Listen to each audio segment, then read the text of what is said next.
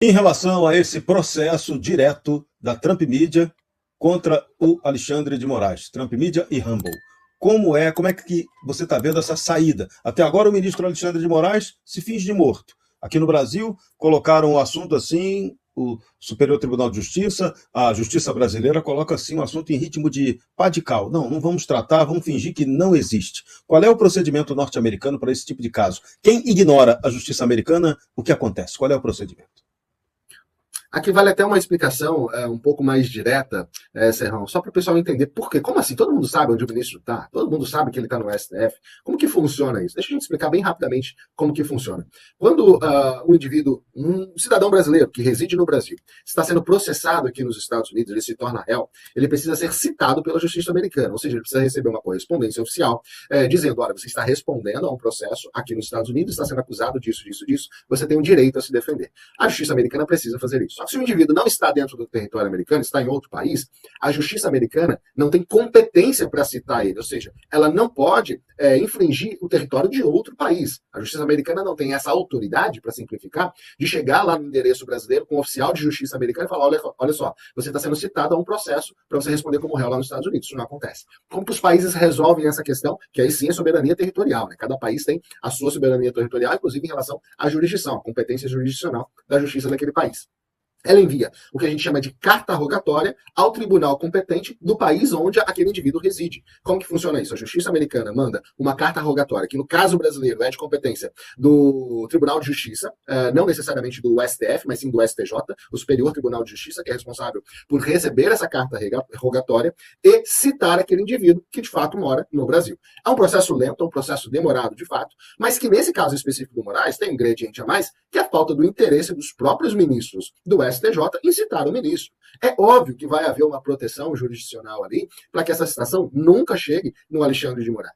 E sem a citação, em tese, ele não pode ser julgado à revelia. Mas aqui a gente está falando de uma situação que não é simples, é de conhecimento geral, de conhecimento notório, é uma situação em que outros organismos podem ser utilizados, inclusive a jurisdição americana, a acionar tribunais internacionais para que os tribunais internacionais façam essa citação através do governo. E aí não tem como ele fugir da citação de fato.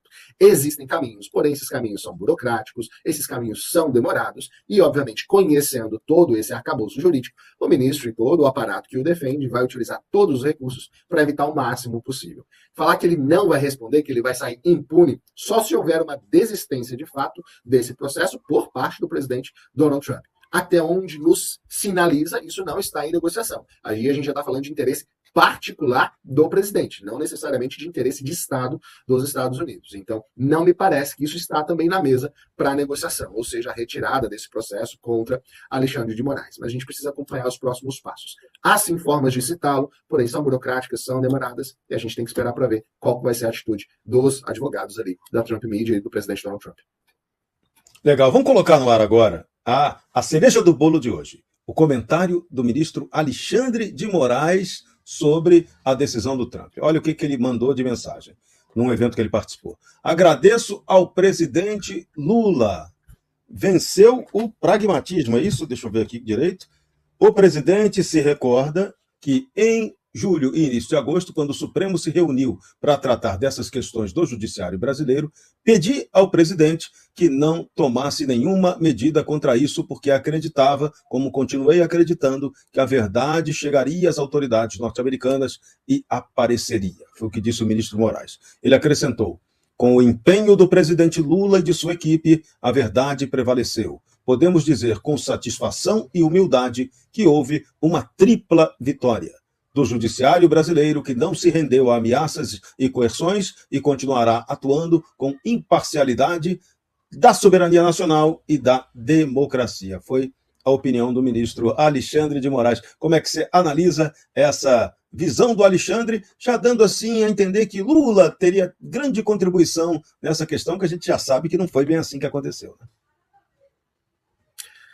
Serrão, esse é um agradecimento público, protocolar, que tem que ser feito, né? No véspera de eleição, tem toda a máquina pública, inclusive o judiciário, está alinhado para poder tentar a reeleição do presidente atual ano que vem. Então, a narrativa está sendo construída com o apoio, obviamente, de todos os interessados nessa reeleição. Então, os agradecimentos públicos, a gente vai ver isso não só hoje, como ao longo do final de semana e ao longo da semana que vem, e isso vai ser muito explorado, tenho certeza, durante as campanhas presidenciais do ano que vem.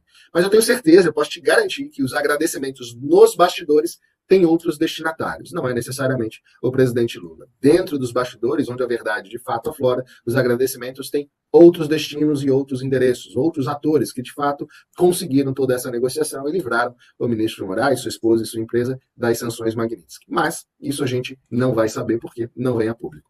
Até que ponto esse enrosco do Banco Master pode também ter contribuído para essa flexibilização da lei Magnitsky, ou não, né? Ou não.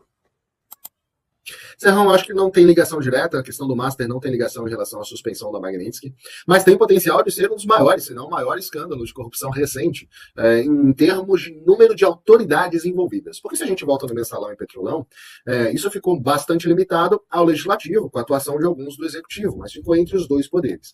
Já esse escândalo tem demonstrado o envolvimento de todos os poderes de Brasília, ou seja, todos os poderes têm grande potencial de estar envolvidos nesse escândalo. Não é o maior em termos de volume financeiro, talvez, porque recentemente a gente tem aí o escândalo do INSS, que muito provavelmente é o maior escândalo de corrupção da história do país, em termos de volume de dinheiro desviado, mas em termos de número de indivíduos e autoridades envolvidas, e principalmente o escalão dessas autoridades, esse escândalo do Banco Master tem um potencial destrutivo em Brasília.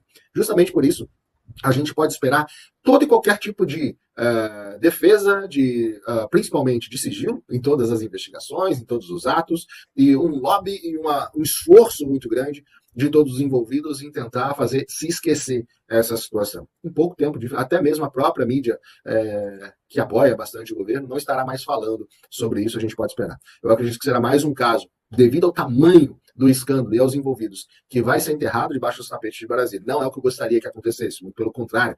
Todos os escândalos deveriam ser muito investigados e as pessoas punidas. Mas nesse caso específico, se isso acontecesse, provavelmente Brasília fecharia, dentro da minha humilde opinião. E eu acredito que tem pouca relação em relação a Magnitsky ou às negociações com os Estados Unidos. E não, esse caso não vai interferir, mais uma vez, no pragmatismo que hoje os Estados Unidos estão utilizando para negociar com o Brasil. Tem um interesse acima de todos que, para os Estados Unidos, é essencial. Óbvio que vem um pacote de outros benefícios que estão sendo negociados com os Estados Unidos. Não vai ficar só nas terras áridas, mas esse é o foco principal americano hoje. Então todos esses escândalos não vão interferir diretamente nessa negociação, infelizmente. Você precisa assistir o melhor canal de notícias do Brasil. O programa que fala de tudo, que deixa você informado sobre tudo o que acontece no Brasil e no mundo.